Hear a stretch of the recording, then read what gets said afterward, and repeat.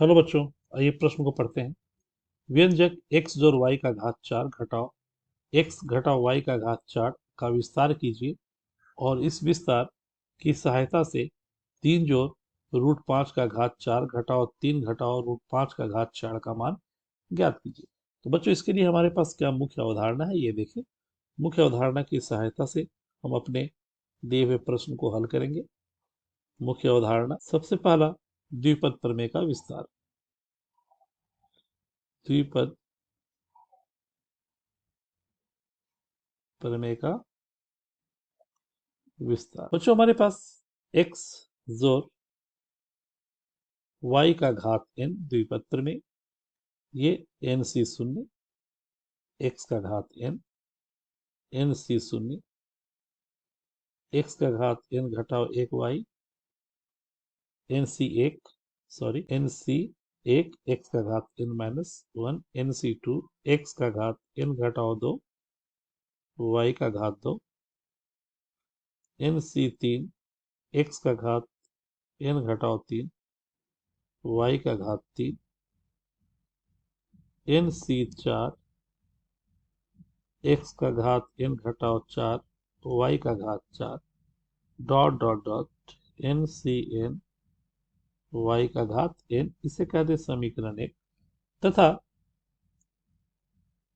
x घटाओ y का घात n निकाले अगर, ये n सी शून्य x का घात n, जहां जहां y विषम है वो ऋण चिन्ह के साथ, और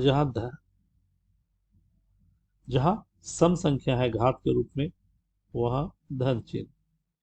x n घटाओ 3 y घात 2, n सी 3, x का घात n घटाओ 3 y घात 3, n सी 4, x का घात n घटाओ 4 y का घात 4, और अंतिम पद के साथ धन या ऋण। ये इस बात पर निर्भर करेगा कि हमारे पास n सम है या विषम। अगर सम है तो अंतिम पद धन चिन्ह के साथ, और यदि n हमारे पास यानी घात विषम है तो अंतिम पद ऋण चिन्ह के साथ। यदि इन दोनों को हम लोग जोड़ दें तो x जोड़ y का घात n घटाना है, सॉरी हम इसे घटा रहे, घटाओ x घटाओ y का घात n। तो ये घटाने पर हमारे पास विषम पद सारे जो है वो कट जाएंगे और धन पद मिलेंगे। जो दूसरे यानी कि सम पद, दूसरे चौथे छठे, यानी कि n सी 1 x का घात n घटाओ 1 y जोड़ n सी 3 x का घात n घटाओ 3 y 3, n सी 5 x का घात n घटाओ 5 y का घात 5 एंड सो ऑन, इस तरह से। तो अब हमारे पास है x जोड़ y का घात 4 यानी n का घात 4। दिया गया प्रश्न है x जोड़ y का घात 4 घटाओ x घटाओ y का घात 4 बराबर 2,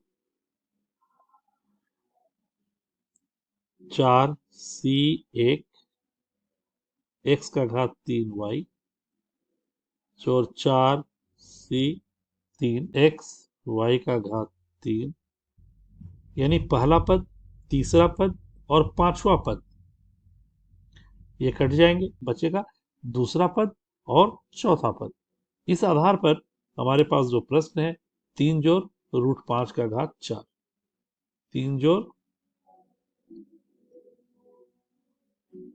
रूट 5 का घात 4 घटाओ 3 घटाओ रूट 5 का घात 4, तो ये हो गया 2, 4 सी 1 का मतलब 4, और ये 3 का घात 3 y का मतलब हो गया रूट 5। 4 सी 3 का वही मान होगा जो 4 सी 1 का होगा, यानी n सी 1 n इंटू गुना x हो गया 3 और ये रूट 5 का घात 3। इसे हम लोग हल करें तो 2, 3 तिया 9 तिया 27 चौके 108 √5 और ये हो गया 5 चौके 20 तिया 60 √5 यानी 168 2 गुना 168 √5 यानी 2 अट्ठे 16 2 छक 12 1 13 2 एका 2 1 3 336 √5 जो हमारे इस प्रश्न का अभिष्ट उत्तर हुआ। दिए हुए मुख्य अवधारणा के आधार पर व्यंजकों की सहायता से हम लोगों ने दिए हुए व्यंजक का विस्तार किया और इस विस्तार की सहायता से 3 जो √5 का घटाओ घात 4 घटाओ 3 घटाओ √5 का घात 4 का मान 336 √5 लाया। आशा करते हैं मुख्य अवधारणा के आधार पर जो हम लोगों ने अपने इस प्रश्न के उत्तर को लाया है, ये उत्तर आपकी समझ में आया होगा। धन्यवाद।